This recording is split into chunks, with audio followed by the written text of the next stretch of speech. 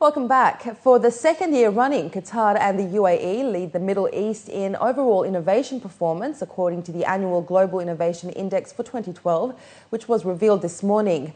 Now in its fifth year, the report, titled Stronger Innovation Linkages for Global Growth, highlighted good practices, policies and other levers which foster overall long-term sustainability and future prosperity.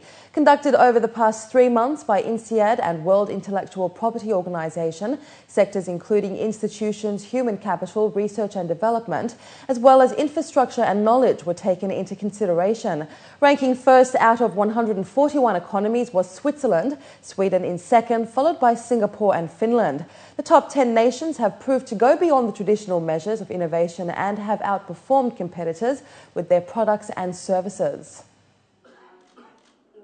Switzerland is primarily a service-based economy. Of course, it's known for its financial services, but there are other services that are there.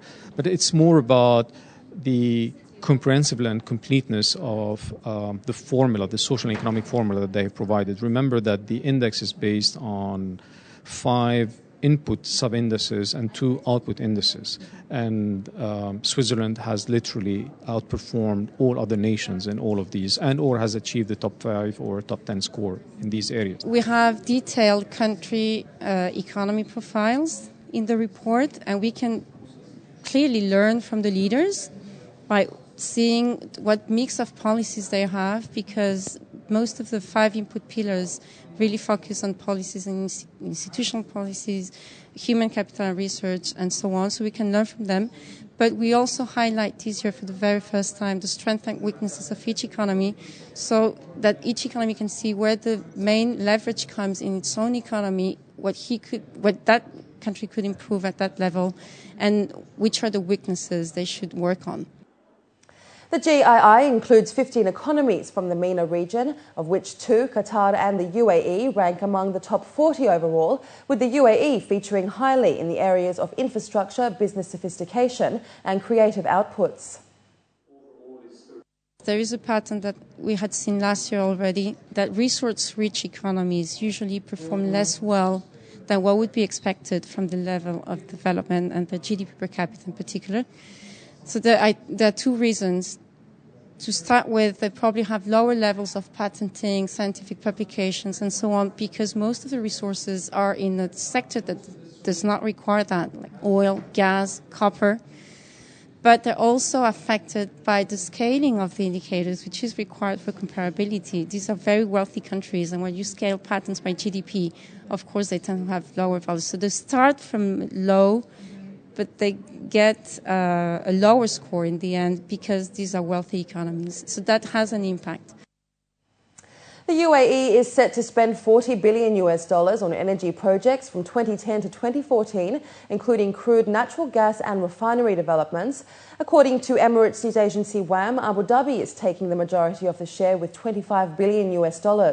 Mohammed Sahu Al-Suwaidi, CEO of Abu Dhabi Gas Industries, stated that the UAE ranks first in the region, where the value of oil and gas projects for the 2010 and 2014 period totaled $75 billion. The Abu Dhabi government is also looking to build a liquefied natural gas bunker station in Fujairah to meet 15% of the UAE's increasing demand on gas as a result of industrial expansion built by the International Petroleum Investment Company and Mubadala. Qatar Holdings is looking to turn its luxury department store Harrods in London into a global hotel brand. According to a local paper, the company is looking to open Harrods hotels in Kuala Lumpur, New York, Paris and China. According to a company statement, Qatar Holdings intends to grow Harrods into a global enterprise that defines the luxury retail and leisure sectors. The company bought Harrods in 2010 for £1.5 billion from Egyptian tycoon Mohammed Al Fayed. The acquisition is one of a number of high-profile acquisitions by Qatar to the UK capital. The Qatari Prime Minister is expected to open the 72-storey shared tower in central London, that is Europe's tallest building, on Thursday. Etihad Airways has posted a record jump in second quarter profits, recording 4.59 billion dirhams in earnings for the quarter, up 31% for Q2 in 2011. Passenger numbers were up 34% at 2.55 million. So with that, let's now look at the stock indices across the GCC.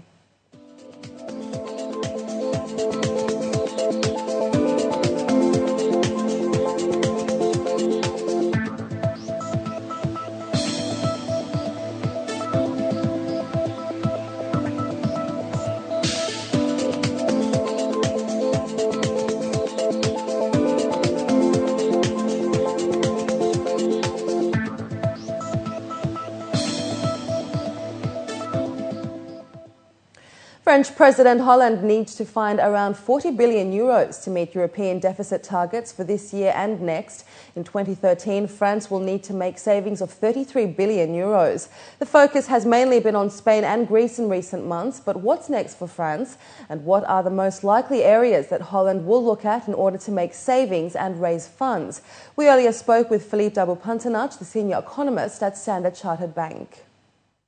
So indeed, France has to find 40 billion euros by the end of 2013, and that includes 33 billion euros that France will have to find in 2013 only.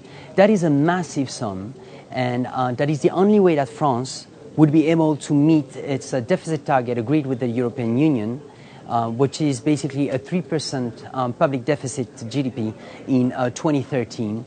But also the promise of Hollande that France would eliminate all deficit by 2017. But this has been done under the assumption that France would grow at 1% next year, which we already think is probably over-optimistic. Now, the way François Hollande and his government would address this is basically through three main channels. The first one is through freezing of all pension or, generally speaking, pays for the government sector. They announced that they would freeze all salaries for the public sectors in nominal terms for 3 years. That would be the first freeze since 1945. The second one is the health and pension system. So they announced that they would slow down the increase at which each year the pension grows. And the second element is that they would exert a tighter supervision on health spending. The last element is on VAT. They said that they would basically eliminate almost all tax breaks, and that includes the lower VAT on meals and restaurants. And they also said that they could not exclude a hike in the general VAT on all goods and products in France.